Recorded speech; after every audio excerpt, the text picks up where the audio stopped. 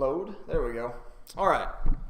What we're going to do this morning is something, we're going to talk about something Christmas related, but we're going to do it a little bit differently than what we typically do. Because what we've been talking about the last few weeks is how do we live, this truth that we have, this gospel truth that we have. How do we live it out? How can we demonstrate our light to the world?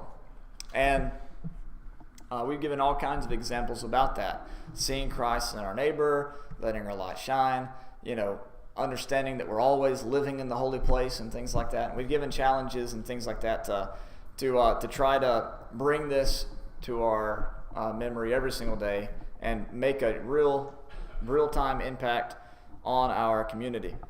So let's go to Matthew chapter 2, and we're going to look at the story of Jesus' birth, and then we're going to ask some difficult questions about Jesus' birth to challenge us and how we view the world today.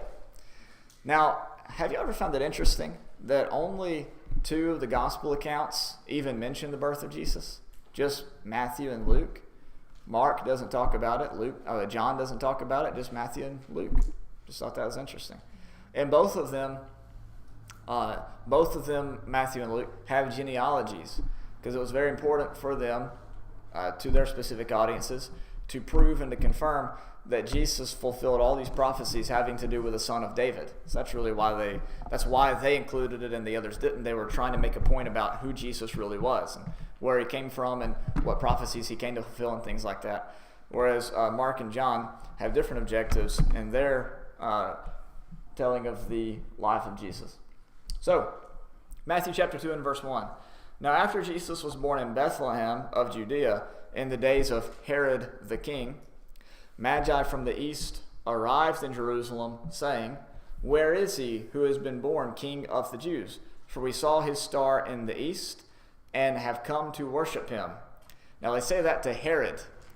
Now if that doesn't get you a little scared, what will? Because Herod, of course, is, he's the traitor. He is the one that has gone off and has teamed up with Rome to help rule over the Jewish people. And this allegiance has caused the people so much, more grief than was necessary, especially people like John the Baptist and those like that. And I lost my place here. But what we have in the book of Luke, let me just give you the side note, something about one of Herod's sons, to give you an idea of this relationship that Jesus had with that family. In the book of Luke chapter 8, we have Jesus going around from village to another, one village to another. And one of the questions you might have is, well, who paid Jesus' bills? Because it's not like Jesus kept, up with the carpentry, right? So who paid Jesus' bills? Well, we have some women that traveled with him to and fro. And he has this one lady in verse 2, Mary, who's called Magdalene, from whom 7 demons had gone out. But then Joanna, the wife of Chuza, Herod's steward, and Susanna, and many others who were contributing to their support out of their private means. Now, how did Joanna get her money? Well, she got it from her husband, Chuza, who was the steward of Herod. In other words, the one that managed all of Steward's household. His land, his goods, his servants, his people. He's the one that signed the checks and sent them out. He's the one that dealt with all Herod's stuff. And so the bigger the house is that you're the steward for, the more wealth that you have. Think back into the Old Testament to people like Joseph, or people like Esther's uncle Mordecai. Think about the wealth and the fame that they had, or Daniel, even in the book of Daniel, and all his power that he had because of how high up he was in the kingdom. That's how Chuza was. And here Joanna is, instead of enjoying all the banquets that she would have had access to, instead of enjoying the wealth that she had, what did she do? She left and she followed around this Jewish teacher from town to town, village to village, without a house, without any means, without any means like what she had home.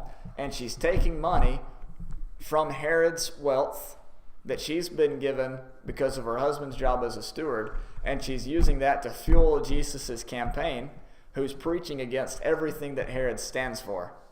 That's pretty cool, huh? So Jesus had a really interesting relationship with the family of Herod.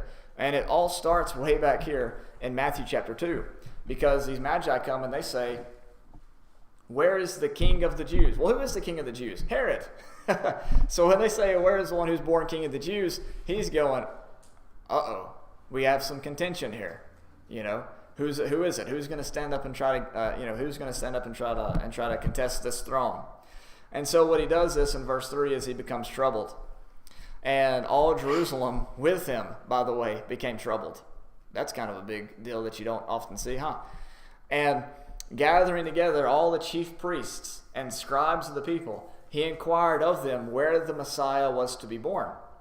And they said to him, in Bethlehem of Judea, for this is what has been written by the prophet. And you, Bethlehem, land of Judah, are by no means least among the leaders of Judah, for out of you shall come forth a ruler who shall shepherd my people Israel. Then Herod secretly called the Magi and determined from them the exact time the star appeared. And he sent them to Bethlehem and said, go and search carefully for the child, and when you have found him, report to me, so that I too may come and worship him. That's what he's saying, at least. After hearing the king, they went their way, and the star which they had seen in the east went on before them until it came and stood over the place where the child was. By the way, they have a fire that's leading them by night to the presence of God, to Emmanuel, God be with us. Does that bring up any imagery for you? Kind of like from the Exodus where they're traveling.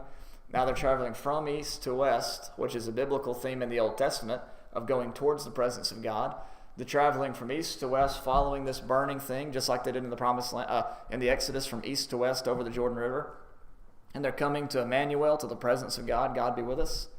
Pretty interesting theme there, huh? All right, keep going. So, let's see. Verse 10, when they saw the star, they rejoiced exceedingly with a great joy. After coming into the house, they saw the child with Mary his mother, and they fell to the ground and worshipped him. Then opening their treasures, they presented to him gifts of gold, frankincense, and myrrh. Having been warned by God in a dream not to return to Herod, the Magi left for their own country by another way. By the way, their own country. Think about these guys. These guys aren't Jewish people. These are just some random guys from a different country who were interested in the God of Israel. They're not of Israel. They're outside of Israel. And yet here they are coming to worship the God of Israel. That's pretty impressive, huh? See, it wasn't just about Israel. The whole world was interested in the birth of this little boy. Now, here's what happens in verse 13.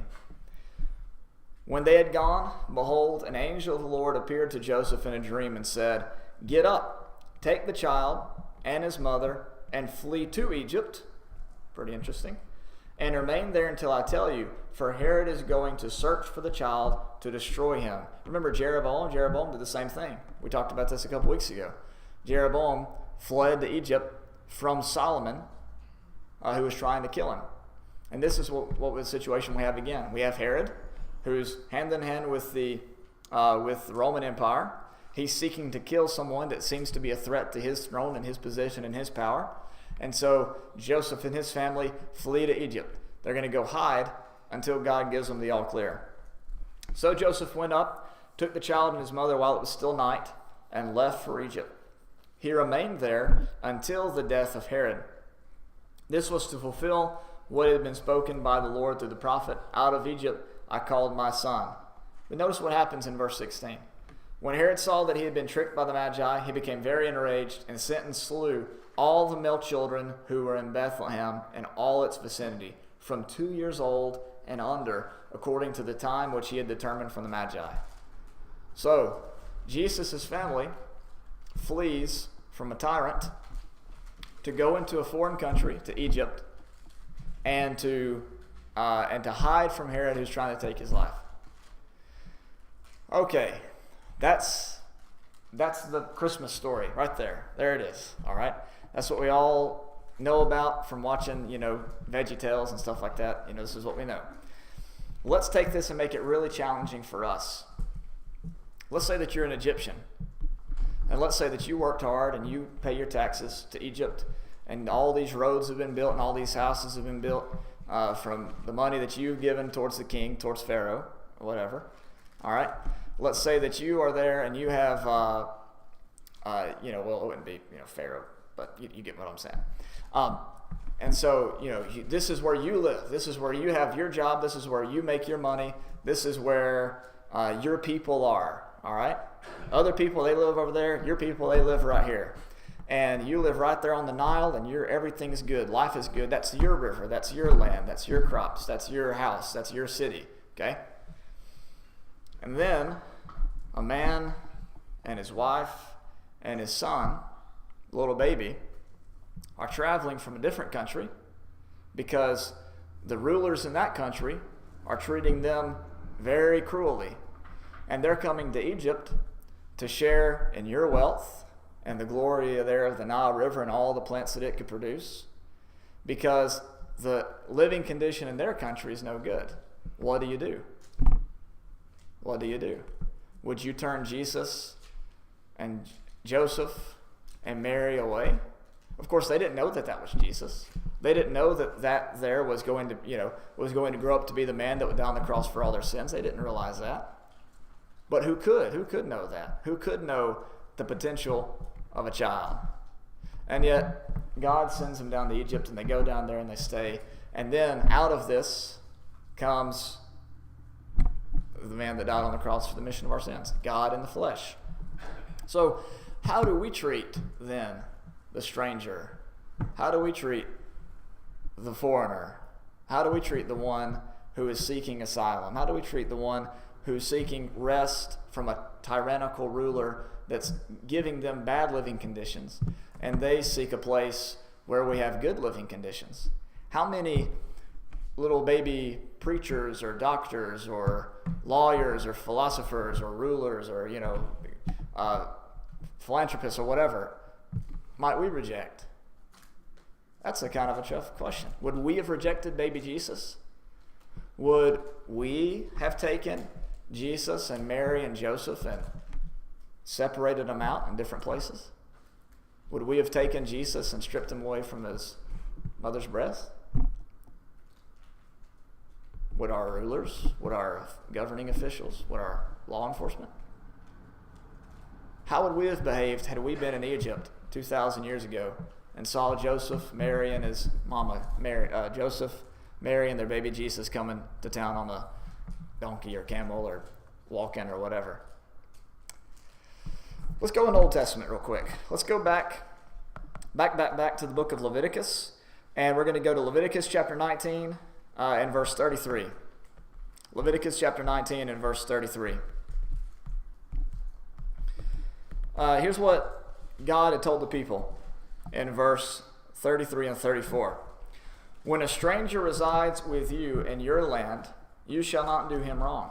The stranger who resides with you shall be to you as native among you, and you shall love him as yourself. For you, he says, were aliens in the land of Egypt. I am the Lord your God. You see why Jesus had so much compassion for the poor? Why Jesus had so much compassion for the publicans, the tax collectors, for the harlots and all these? Because he had been there too. He had been oppressed by Herod's rule in his lifetime, even if he didn't, even if it was before he would remember it, I suppose, which, you have questions about Jesus' omniscience and things like that, but bear with me here. So Jesus was oppressed by Herod, and so he had compassion for those that lived under the boot of the empire. But isn't that our history as well? Now, the majority of us have lived in a free country. Some have lived more free than others. You might have heard that expression before. God created all men equal, but he created some men more equal than others. But to a degree, we've all experienced a general feeling of freedom, had good opportunities and things like that. But think about our ancestors, your ancestors, the people before that, What did they have to do to achieve the freedom that we now enjoy today? What did they have to do, or what maybe did they do wrong in some cases? Because they forgot where they came from, right? You look at the situation with the pilgrims and all this. What were they fleeing from? But what did they create themselves when they got here? Right? See, whenever we forget where we came from, we tend to treat other people in the same way, that we were fleeing from. If we don't remember where we came from, what sort of tyrannical rulers we were trying to abandon, what sort of terrible situations we were trying to get out of, we end up recreating those same circumstances for others whenever we have our freedom. And so Jesus, he resided as a stranger in the land of Egypt when he was a child to flee from a tyrannical ruler. And we must ask ourselves the question, what would we do if we were living in Egypt at that time? How would we accept him? How would we reject him? What would our situation be? We think about the Good Samaritan, the story that Jesus told. And there, our neighbor isn't just who thinks the way we do, who looks the way we do, who speaks the way that we speak, who worships the way that we worship, because the Samaritans didn't worship in the right place, according to John chapter 4. And yet Jesus insisted that, yes, the Samaritan even was still their neighbor, even if they weren't exactly like what they were supposed to be.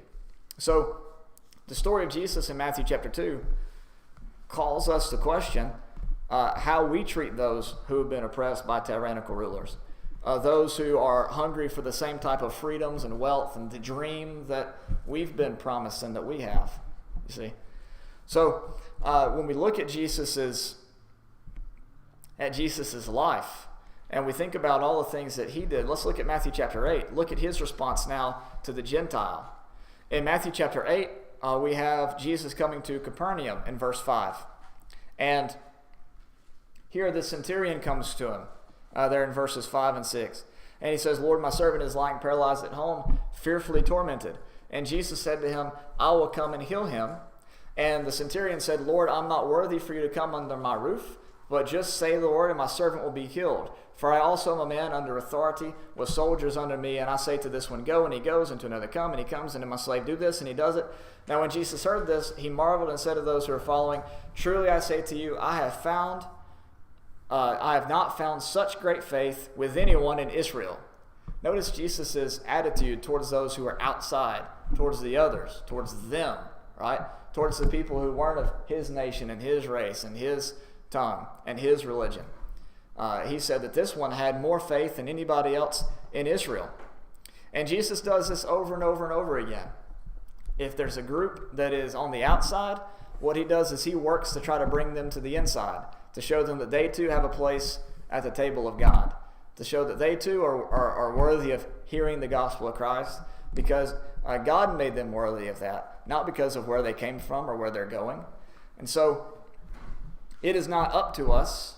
In fact, it's going against God's plan for us to discriminate towards anyone in terms of the gospel of Christ. Every single person has an opportunity, or should have an opportunity, as we sang a second ago, to hear that message and to accept it and to live in the light of it. Because once we begin to pick and choose based on what someone looks like or what someone sounds like, we forget that we too at one time were hostile towards God. We too at one time were without him. We too were at one time, and even now, if it wasn't for Christ, just as bad off as they are. Because the scripture says in Romans chapter 3 that all sin and come short of the glory of God. And so who are we to judge any other person? Who are we to exclude anyone from the family of God? And who are we to mistreat any person upon the basis of where they come from or what they look like or what they talk like? You see, this is the exact sort of divisions that Jesus came to do away with, that Jesus came to abolish. And so on and on and on Jesus goes. And he has situations in Luke chapter 15 where the religious people there in verse 2, they begin to grumble. And they say, this man receives sinners and eats with them. See, he receives those people. He receives the people that look like that. That's what the religious people were upset about. And in our day and age, it seems like many of the religious people are still upset about that sort of thing. What's happened? We've gone backwards because we forgot where we came from. We forgot who Jesus was. You know, when we think about Jesus, we think about that Jesus is pictured in a lot of church buildings, flowing brown hair, blonde hair, with just white skin and all this. But Jesus looked like a Middle Eastern, right? Jesus would be the kind of guy that they'd check 2 or 3 times at the airport. You see?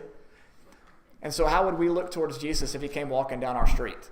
If Jesus was sitting on an airplane beside you, you might get nervous because of your preconceived ideas. See? But we lose track of who Jesus is because we read ourselves into the story so many times and forget where we came from and forget who he was.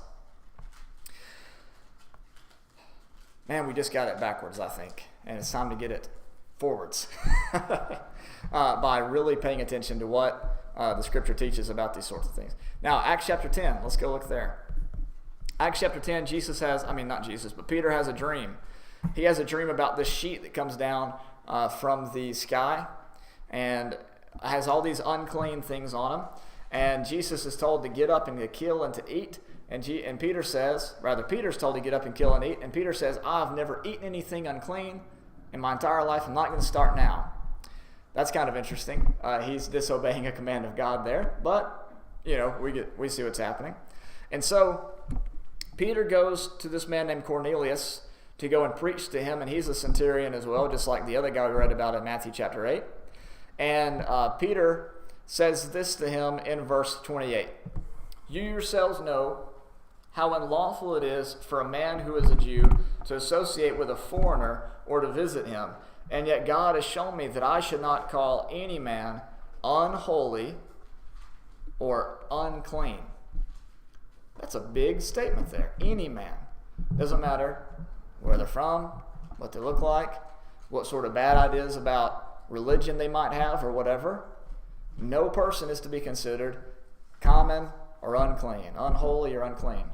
Every single person is our neighbor. Every single person deserves the respect of a child of God, as the Apostle Paul talked about in Acts chapter 17, because every single person is created by God, formed in the womb by God, means a lot to God, means enough at least for Jesus to send his son to die on their behalf. And so whenever we think about the Christmas story, don't think about little white baby Jesus with his perfect blonde hair and big blue eyes laying in a cradle and everybody, loving and singing Joy to the World and Jingle Bells and Here Comes Santa Claus.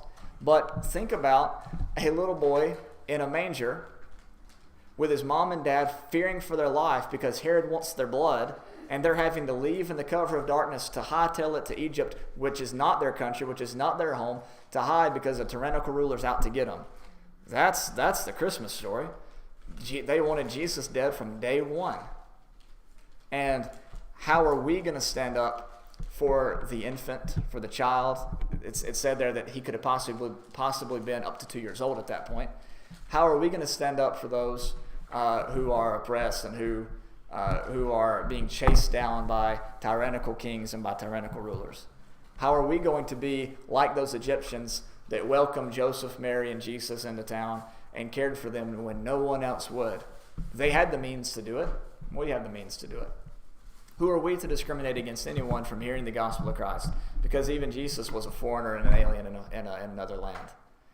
Who are we to discriminate against the poor? Because foxes have holes and birds have nests, but the Son of Man doesn't have a place to lay his head. See how revolutionary this Christmas story is? But we miss it because we think of manger scenes and things like that, where everything's just happy and joyful. Yeah, it was joyful, but it was also super scary at the same time. Life-threatening, dangerous. Whenever 3 wise men come from the east to bring you gifts and to say that you're the king of the Jews, just uttering that puts you in great jeopardy, as it did throughout all of Jesus' life, right? Rome would have been out to get him right then and there. We saw how they used that argument against Jesus in court over and over again, against Paul as well for preaching that sort of thing. The Christmas story is a beautiful story, sure, but it's also very dangerous.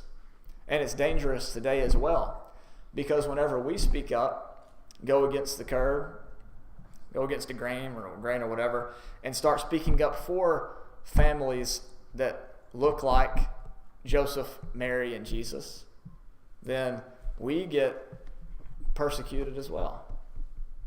The religious people start talking bad about us. But what does it mean to be religious? In James 1, we read that true religion and undefiled before God is this: to care for the fatherless and the widows in their affliction, and to keep oneself unspotted from the world. We're to care for those who can't, in other words, can't care for themselves. That's what true religion is. Christianity is not a religion of exclusion, but it's a religion of inclusion.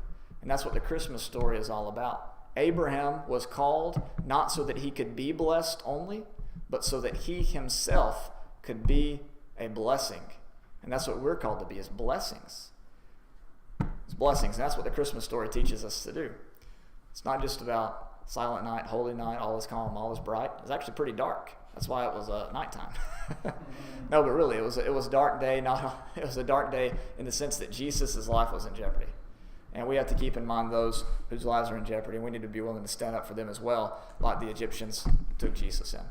So, that being said, allow this, read that passage in Matthew chapter 2 on Christmas Day if you have to, and think about the fear and the urgency and the confusion that must have been. I mean, here they are in Matthew 1 rejoicing because unto them a child would be born, but in the very next chapter, they're scared for their lives running to Egypt.